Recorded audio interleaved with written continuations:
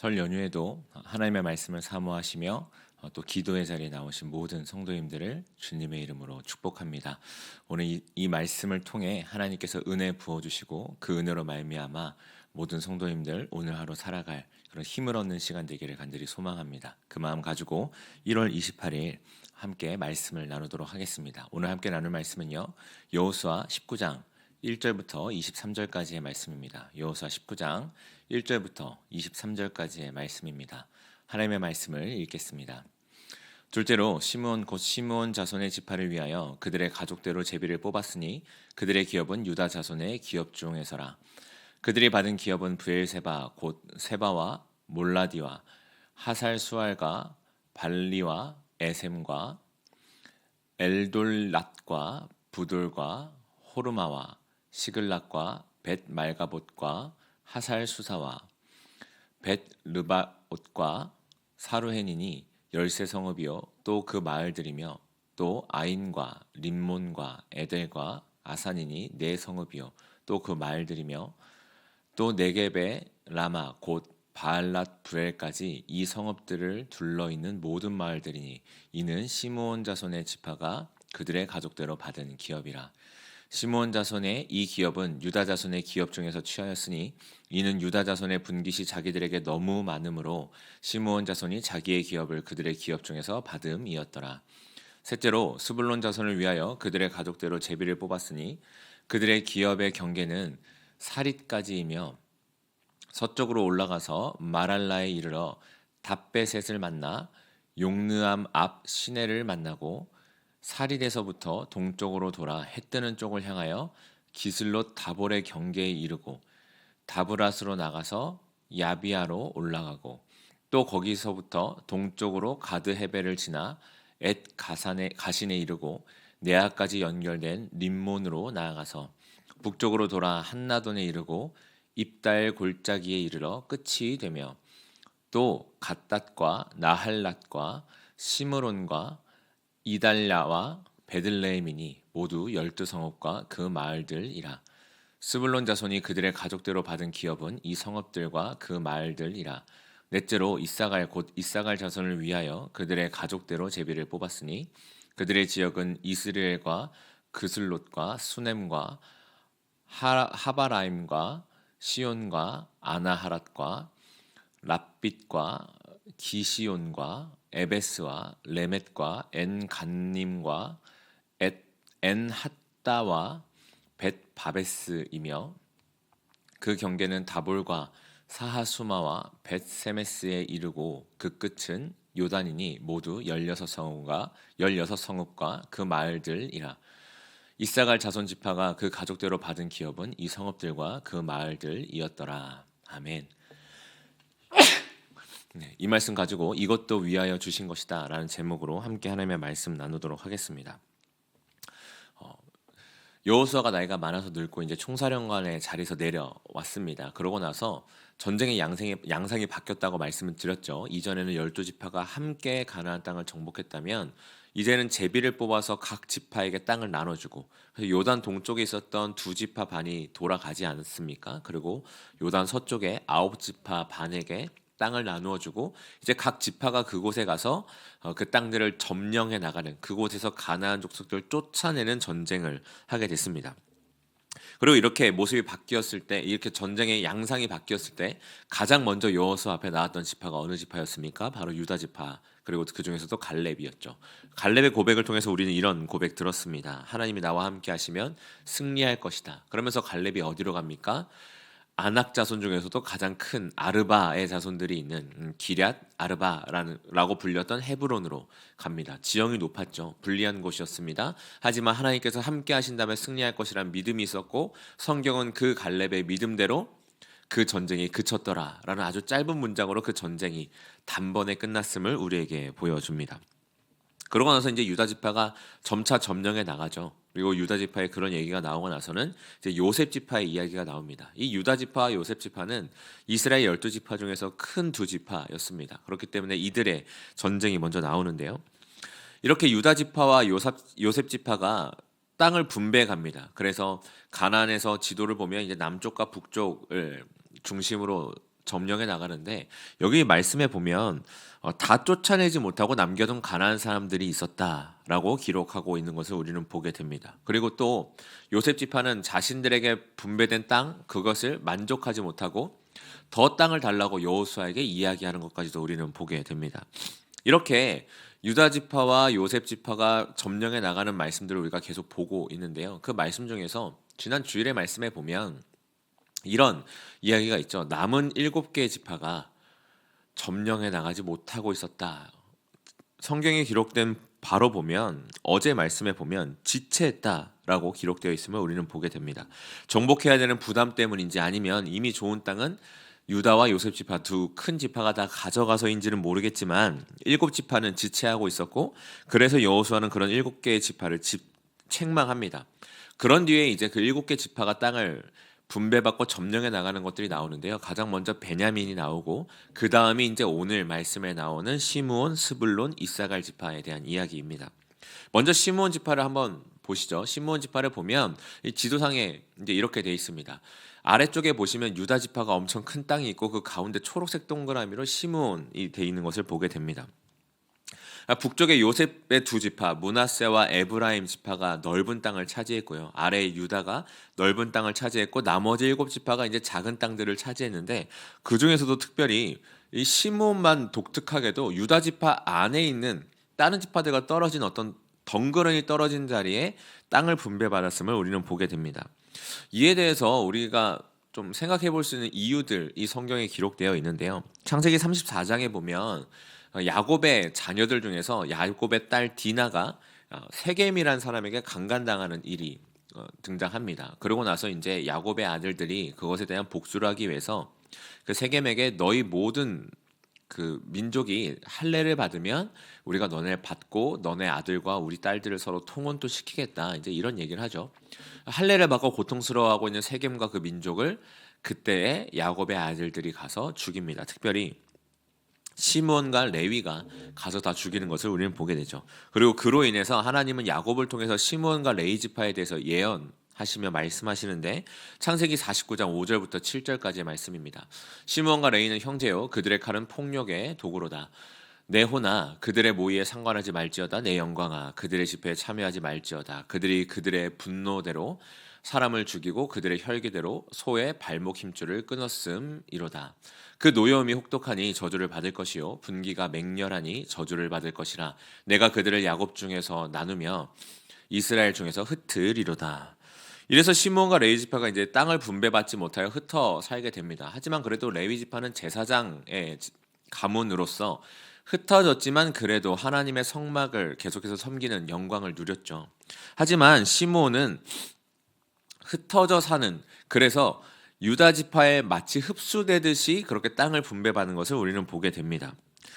이렇게 된 이유는 레위 지파 어떻게 근데 왜 레위 지파 시므온 둘 다 흩어져 사는데 이렇게 다른 또 결과를 맞이하게 되느냐? 거기에 대해서는 또 한 가지 이유를 우리가 찾아볼 수가 있는데 바로 민수기에서 찾아볼 수가 있습니다.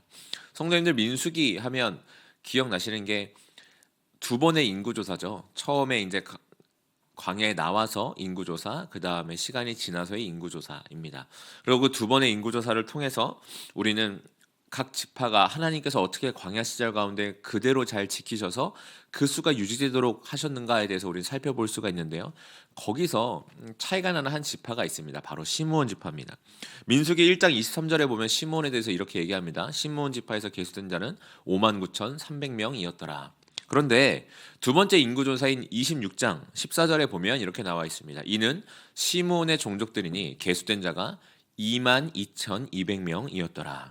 59,300명에서 22,200명, 절반도 안 되는 수로 줄어든 것이죠. 다른 지파들은 다 유지된 반면에 시므온만 이렇게 급격한 변화를 겪게 됩니다. 그리고 거기에 대한 이유가 26장 바로 앞에 25장에 나와 있는데 25장에는 바알부올 사건이 기록되어 있습니다. 25장 1절부터 3절에 보면 그 사건이 이렇게 기록되어 있습니다. 이스라엘이 시딤에 머물러 있더니 그 백성이 모압 여자들과 음행하기를 시작하니라. 그 여자들이 자기 신들에게 제사할 때에 이스라엘 백성을 청함에 백성이 먹고 그들의 신에게 절함으로 이스라엘이 바알볼에게 가담한지라 여호와께서 이스라엘에게 진노하시니라. 그러니까 이스라엘 사람들이 모압 여자들과 음행했고 그들이 섬겼던 바알보를 섬기는 그런 사건이 일어납니다. 그리고 그 일로 인해서 하나님께서 진노하셨고 모세를 통해서 그 진노를 드러내셨는데 그때 죽은 사람의 숫자가 무려 2만 4천 명입니다. 그리고 그 일에 가담한 사람 중에서 한 사람의 이름을 명확하게 성경은 기록하는데 민수기 25장 14절에 보면 이렇게 되어 있습니다. 죽임을 당한 이스라엘 남자 곧 미디안 여인과 함께 죽임을 당한 자의 이름은 시므리니 살루의 아들이요 시므온인의 조상의 가문 중 한 지도자이며. 그러니까 이 사람의 이름을 기록했다라는 것은 이 사건에 굉장히 중요한 역할을 했었다라는 것을 우리가 알 수가 있죠. 그러니까 어떻게 보면 주동자와 같았던 사람이 시므온 지파 사람, 그 중에서도 지도자였던 것입니다. 학자들은 이 일로 인해서 시므온 지파의 사람들이 많은 수가 줄어들었다라고 그렇게 추측을 합니다. 그리고 이러한 여파는 가나안 땅에 들어와서도 이어져서 오늘 우리가 보고 있는 것처럼 시므온 지파가 자신들의 힘을 다 드러내지 못하고 땅을 분배받는 것 역시도 유다 지파의 땅 안에 분배받는 것을 우리는 보게 됩니다. 이것을 통해서 우리는 우리가 지은 죄의 형벌이 얼마나 크고 무거운지를 다시금 생각해 보게 됩니다. 우리가 지은 죄로 인해서 우리가 하나님께 은혜로 받을 수 있는 유업들까지도 받지 못할 수가 있는 그만큼 큰 죄악, 하나님과 우리를 단절시키는 것이 우리의 죄구나. 그리고 그로 인해 받게 된 형벌이 하나님께서 우리에게 주실 유업을 받지 못하는 것이구나라는 것을 우리가 생각할 수가 있고요.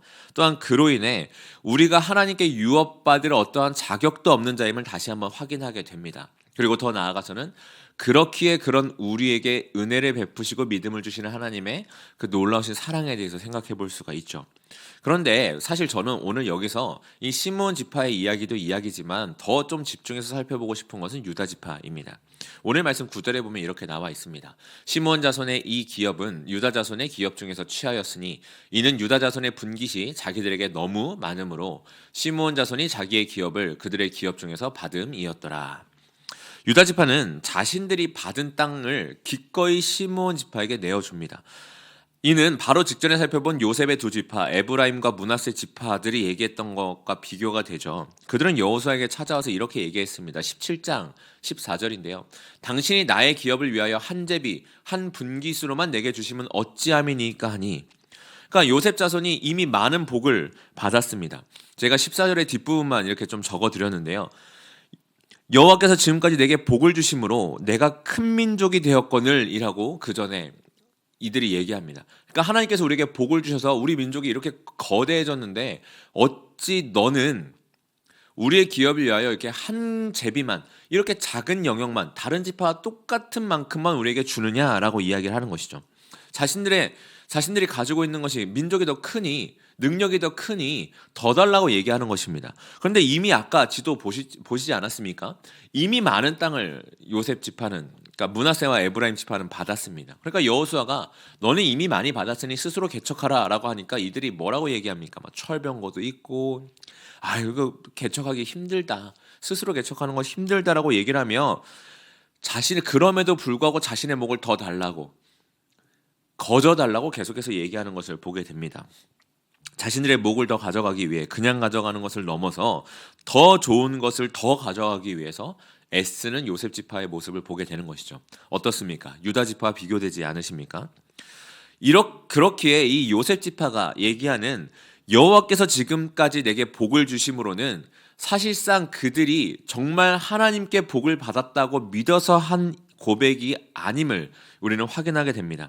자신이 누리고 있는 것이 하나님께서 주신 복이라는 거저받은 것이라는 그런 믿음이 있다면 그 사실에 대한 확신이 있다면 더 주실 것을 요청하는 것이 아니라 복을 주셔서 철병것까지도 이기게 하실 것을 순종함으로 나아가야 되는 것 아닙니까? 아니 그 이전에 이미 주신 것이 넘침을 알고 복임을 알고 거기에 멈춰서야 되는 것 아닙니까? 주신 것을 잘 누릴 준비와 노력을 해야 되는 것이 정상이 아닙니까? 그런데 그들은 그렇게 하지 않죠. 왜냐하면 하나님께서 지금까지 그들에게 복을 주신 것이 더 잘 되도록 하는 자신들의 욕심에 비춰져서 표현되고 있기 때문입니다. 그러니까 내가 복을 받았다라고 생각하지 않는 것이죠. 오히려 하나님께서 지금까지 내게 복을 주심으로 라는 고백에 맞는 모습은 유다 지파의 모습입니다. 지금 내가 누리고 있는 것이 하나님께서 내가 복을 주셔서 누리고 있는 것이라는 것을 알기에 유다 지파 어떻게 합니까? 시므온 지파가 제비를 뽑았을 때 자신들이 이미 점령한 땅에 나왔을 때 그냥 줄 수 있었던 것입니다. 이것이 하나님의 뜻인 줄 알면 기꺼이 내어 줄 수 있어야 하는 것이죠. 이는 뒤에 나오는 스불론과 이사갈 지파의 모습에서도 확인하게 됩니다.